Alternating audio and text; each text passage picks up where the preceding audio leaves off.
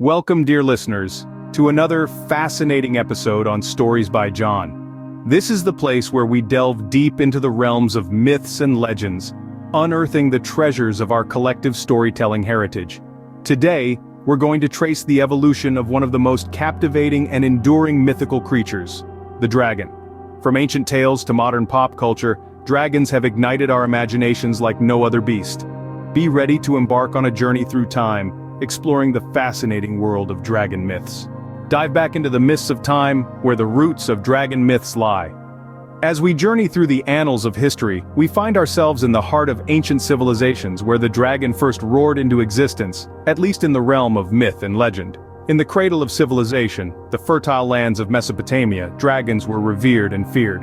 The ancient Mesopotamians believed in a dragon called Tiamat, a primordial goddess of the ocean, often depicted as a serpentine monster. Tiamat was a symbol of the chaos of primordial creation, a fearsome yet fascinating creature that echoed the unbridled power of nature itself. Traveling eastward, we arrive in ancient China, where dragons held a very different but equally powerful significance. Here, dragons were not just creatures of myth, but divine beings that governed the fundamental elements of the universe. The Chinese dragon, or long, symbolized power, strength, and good luck. Emperors, seen as the human embodiment of the celestial dragon, wore robes adorned with dragon motifs, asserting their divine authority and wisdom. In both these ancient cultures, dragons were more than mere mythical creatures. They were symbols, metaphors that reflected societal beliefs and values. The fierce Tiamat represented the raw, untamed forces of nature that the Mesopotamians sought to understand and appease. Meanwhile, the celestial long exemplified the wisdom and authority that the Chinese associated with their rulers. These early dragon myths laid the foundation for the myriad of dragon tales that would follow in the centuries to come. From the fire-breathing monsters of European folklore to the benevolent water gods of Asian mythology, the image of the dragon has been molded and remolded, reflecting the fears, aspirations, and beliefs of countless cultures across the globe. Thus, the ancient world revered dragons, associating them with wisdom and power. The awe-inspiring dragon continues to capture our imagination, a testament to the enduring power of myth and the timeless allure of the unknown. Fast forward to the Middle Ages, where dragons took a more sinister turn. In the heart of the Middle Ages, the perception of dragons underwent a dramatic shift, particularly within Europe. Where once dragons might have been revered as symbols of wisdom or power, they suddenly found themselves cast in a far darker role. The Middle Ages was a time of knights and nobles, of castles and crusades. It was a time of folklore and legend, where tales of brave knights slaying fearsome dragons were the blockbuster stories of the day. These tales were more than just mere entertainment. They were morality plays, lessons in courage, faith, and the triumph of good over evil. In these stories, dragons were no longer the majestic creatures of old. They were monstrous beasts, embodiments of chaos and destruction, often depicted as laying waste to kingdoms and hoarding treasure. They were the ultimate adversaries for the chivalrous knight to vanquish, the ultimate test of a hero's mettle. This change in perception wasn't limited to tales and stories. The dragon's image as an agent of chaos and evil was also deeply entrenched in religious iconography of the time. In Christianity, for instance, dragons were often used as representations of Satan or sin. The image of Saint George slaying the dragon remains one of the most enduring symbols of this period, encapsulating the struggle between good and evil, faith, and doubt. It is fascinating to think about how dragons, as creatures of myth and legend, could inspire such fear and awe, and how they could be used to convey such powerful messages. Their transformation from revered creatures to feared beasts is a testament to the power of storytelling and the human imagination. In the medieval world, dragons became symbols of chaos and evil. Now, leap into the modern era, where dragons have taken the pop culture world by storm. Dragons have shed their mythical skin and evolved into fascinating creatures of our books, movies, and TV shows. They've become more than just fire-breathing beasts. They've become characters that we empathize with, cheer for, and sometimes even mourn.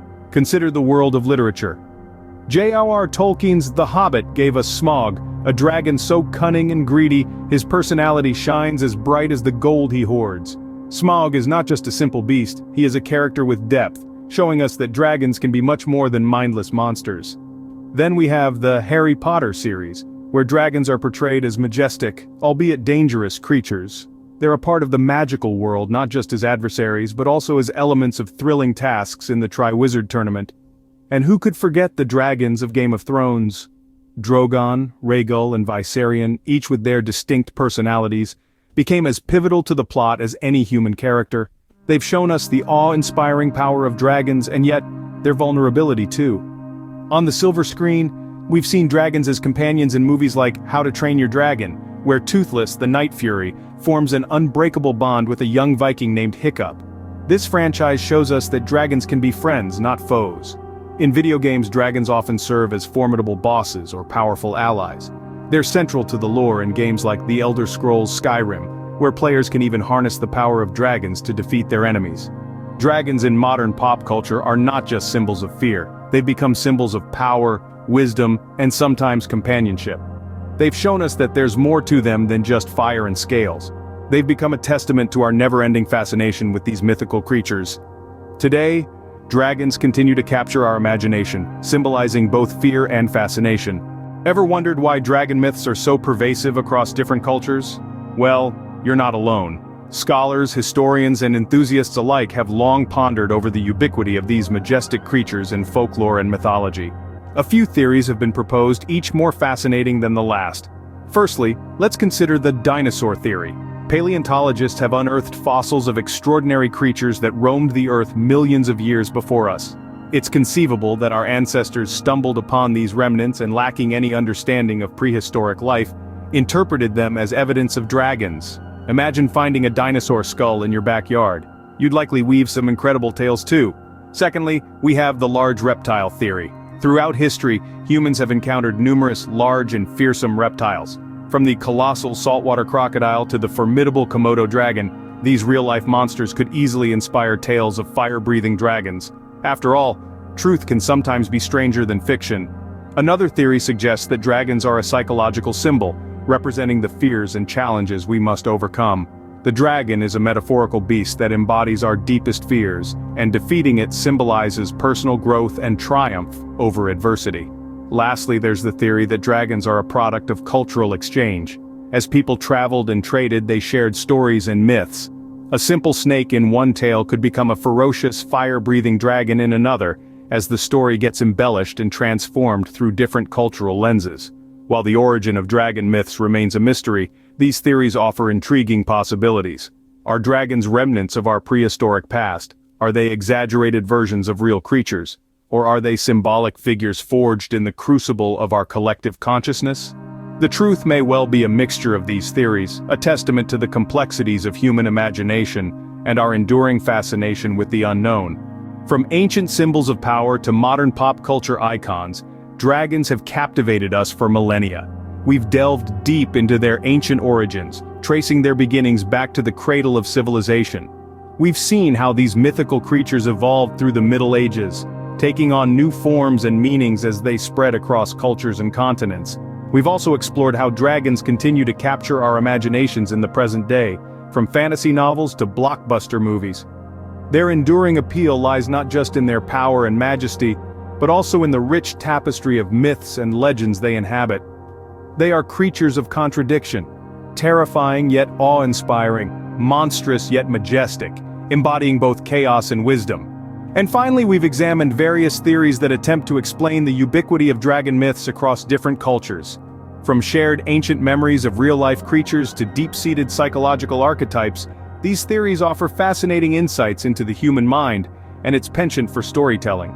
Indeed, the story of dragons is not just about mythical beasts, but also about us, our fears, our dreams, our collective imagination. Through these stories, we not only explore fantastical realms, but also delve into the depths of our own psyche. If you've enjoyed this journey through the history of dragon myths, don't forget to like, share, and subscribe to Stories by John. Until next time, keep exploring the stories that shape our world.